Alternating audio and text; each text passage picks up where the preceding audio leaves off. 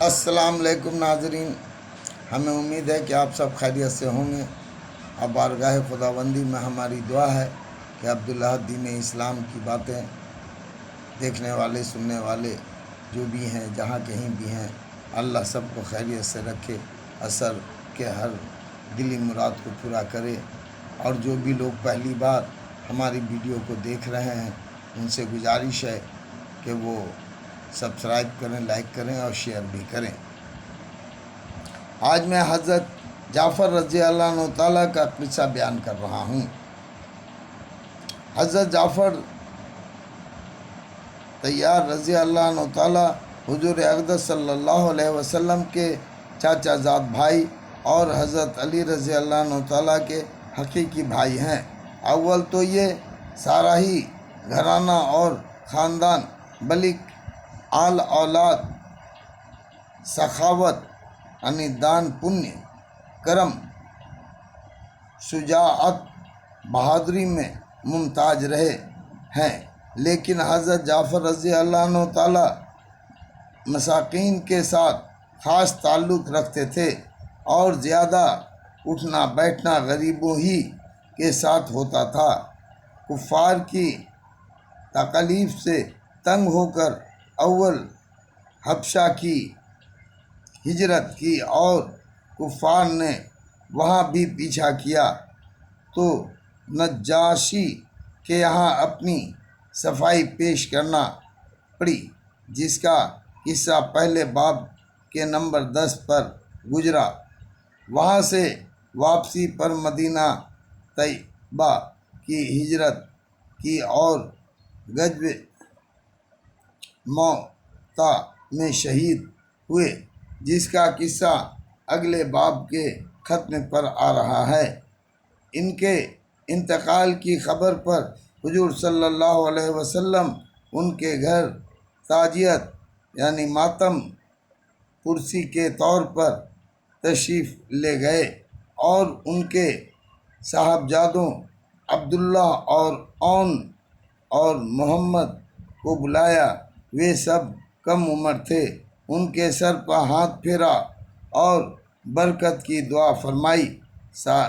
ساری ہی اولاد میں باپ کا رنگ تھا، مگر عبداللہ میں سخاوت کا مضمون بہت زیادہ تھا۔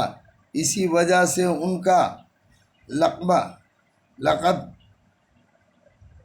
کتب سخاوت کا کتب تھا۔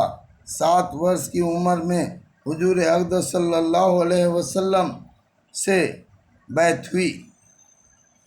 انہیں عبداللہ بن جعفر رضی اللہ عنہ تعالیٰ سے کسی شخص نے حضرت علی کرم اللہ وجہہ کے یہاں سفارش کرائی۔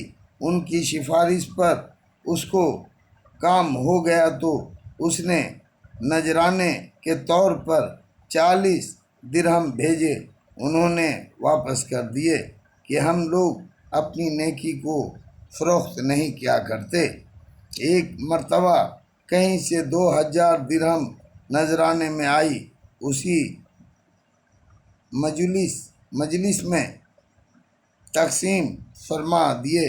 ایک تاجر بہت سی شکر لے کر آیا مگر بازار میں فروخت نہ ہوئی۔ اس کو فکر و رنج ہوا۔ عبداللہ بن جعفر رضی اللہ عنہ تعالیٰ نے اپنے کارندوں سے کہا کہ ساری شکر اس سے خرید لو اور لوگوں میں مفت لٹا دو۔ رات کو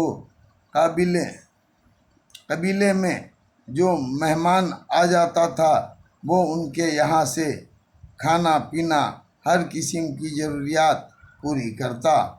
اصحابہ حضرت زبیر رضی اللہ عنہ تعالیٰ ایک لڑائی میں شریک تھے۔ ایک دن اپنے بیٹے عبداللہ کو وصیت فرمائی کہ میرا خیال ہے کہ آج میں شہید ہو جاؤں گا، تو میرا قرض ادا کر دینا اور فلاں فلاں کام کرنا۔ یہ وصیتیں کر کے اسی دن شہید ہو گئے۔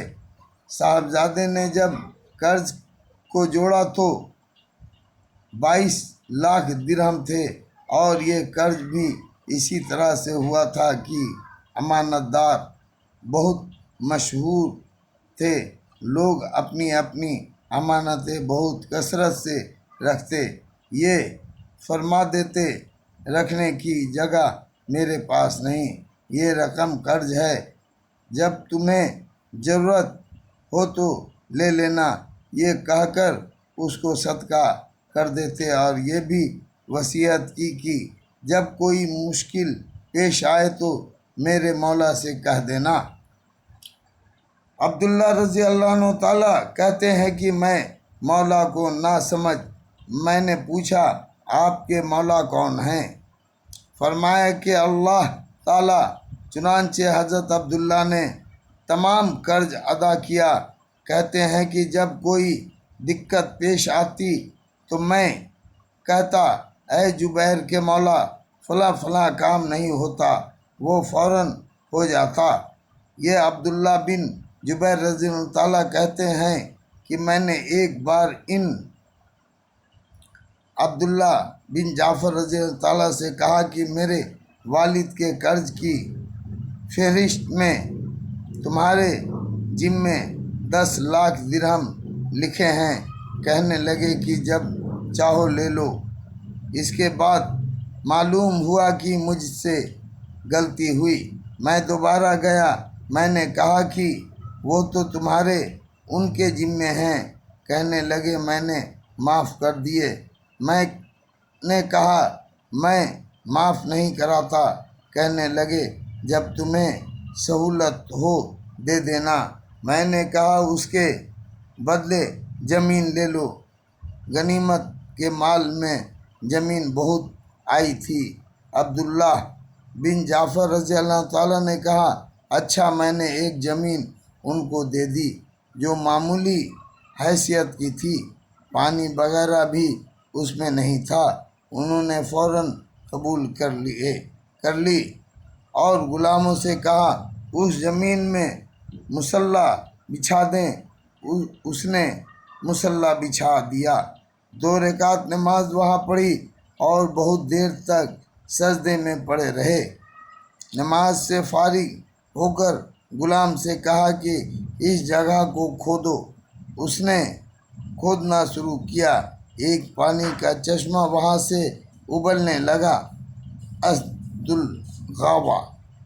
فائدہ: ان حضرات صحابہ اکرام رضی اللہ تعالیٰ نے یہاں یہ اور اسی قسم کی چیزیں جو اس میں لکھی گئی کوئی بڑی بات نہ تھی، ان حضرات کی عام عادتیں ایسی ہی تھیں۔